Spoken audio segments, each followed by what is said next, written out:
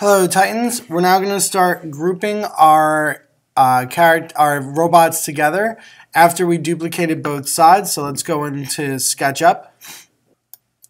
Alright, so as you can see, they've all been duplicated. The only thing is, well, all but one, on my ears, I wanted them to be closer together. So now what I did is I selected one of them. I'm going to try and move it so that they move together. And what I'm basically showing you here is that you can't. Once you touch another object, it kind of like seals them together. So you have to make sure that you do it the right way the first time. And if you don't, Command Z until you undo everything that you did and then fix it correctly. So it's not easy to edit something in this way that's already been attached to something else. Another thing that we would be wise to do would be once we have things the way we want them, we want to Command G them, which will group them as solid objects. It'll make them easier to move later. So after you've duplicated them, flip them, and then attach them, you want to group the attachments together so that everything stays together. And make sure that when you're selecting them, you only select them and the whole them. Don't miss parts and don't accidentally take other things. You can see I very barely caught that part of the head there. So make sure that when you're selecting them, you collect the whole thing.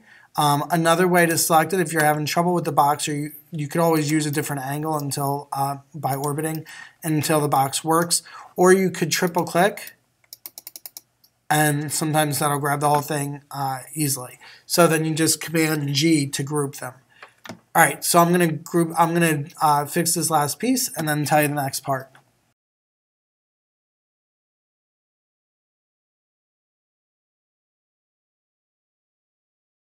So here, as I triple clicked it, it only selected one side. So I'm just gonna hold my Shift button and triple click to get the other side, and then Command G it. Shift means that you're adding to your selection.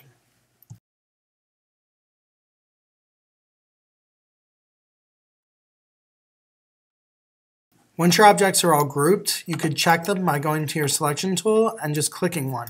If it comes up with a box around it, that means it's already a group, and it'll move with all of its pieces together when we're moving all these pieces to assemble our robot. So once you have all of your pieces three-dimensionally sealed and created, and basically double-sided, you're going to start moving them into place to assemble the robot from all the parts. The first thing you're going to need to do is decide where you're going to put the robot, and then I would usually just put the foot there to start. So anything that's not the foot, you want to triple click with your selection tool, or actually you only have to click it once now because it's grouped, and move it to a different space. So I'm just going to move all these guys to another space, and since I'm moving a lot of them at one time, I'm going to use my selection tool to glide over them like that. Just move them out of the way, making sure that I don't put any, I don't make any overlap. I'm going to orbit a little bit so I can get to my foot here, and this happens to be my leg, so I'm going to use my leg by clicking it, using the move tool, and moving it into space. This time, first of all, you'll notice that it's really hard to move. It's going all over the place in 3 dimensions. I don't need it to go in 3 dimensions, so I'm going to press escape so it goes right back to where it was. And I'm going to particularly catch it by a bottom corner. That sometimes makes it a little bit easier for SketchUp to know, not always by the way, but it sometimes makes it easier for SketchUp to know what you're doing. So I want to make it so that my leg goes into my foot, or my boot there. I clicked off of it for a second so I could see what I have so far, and I'm orbiting so that I could center it over the other object using the move tool. Alright, once I'm happy with where it's placed, which I think I'm going to be very shortly. Let's see how this looks. It's not perfectly centered, but okay. So now I just need to move it down a little bit. I'm going to grab a corner, again a bottom corner, slowly slide it down, maybe to the back, and maybe there. Now let me just orbit around for a little bit before I deselect it. So now I have it pretty much how I want it to be. I do need a second leg and foot though, and I forgot to make one earlier. So I'm going to triple click this entire object, or drag a box over it since it's by itself, and use my Alt click to create a duplicate of it and move it to the side there. I'm clicking it far away on purpose so I have enough room to get my body in. But basically that's the next several steps. You're just going to select one piece at a time, like this is going to be my waist, and use your move tool to grab it from, usually from the bottom corner, bring it to where you want it to be in space, orbit a little bit to make sure that it's where you think it is, and place it where you want it to go. This is going to be like a little bit of process because the move tool, it's kind of like on like a learning curve. So the more you use it, the better you'll become at using it.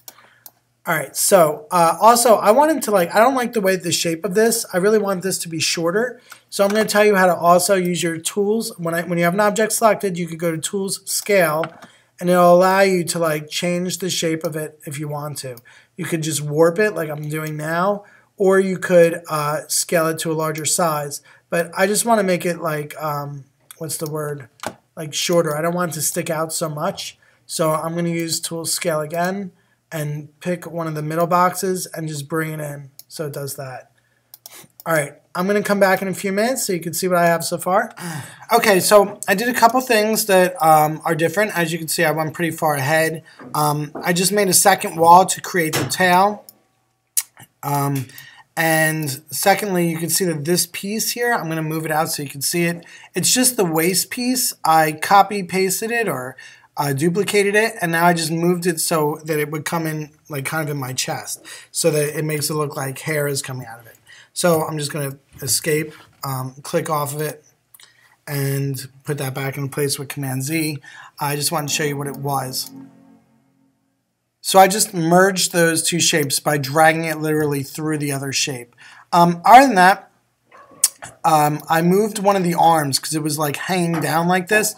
And I want it to be a little bit more action pose-like, so I'm going to show you how to do that. And I did add this little shape here, and all I did with that was use my polygon tool. It happened to be like a flat surface, which is pretty much the best place to be able to work. So if you click once with the polygon tool, you can add however many sides you want by typing the number followed by S in the corner. So I want this to have 22 sides, so that's 22S.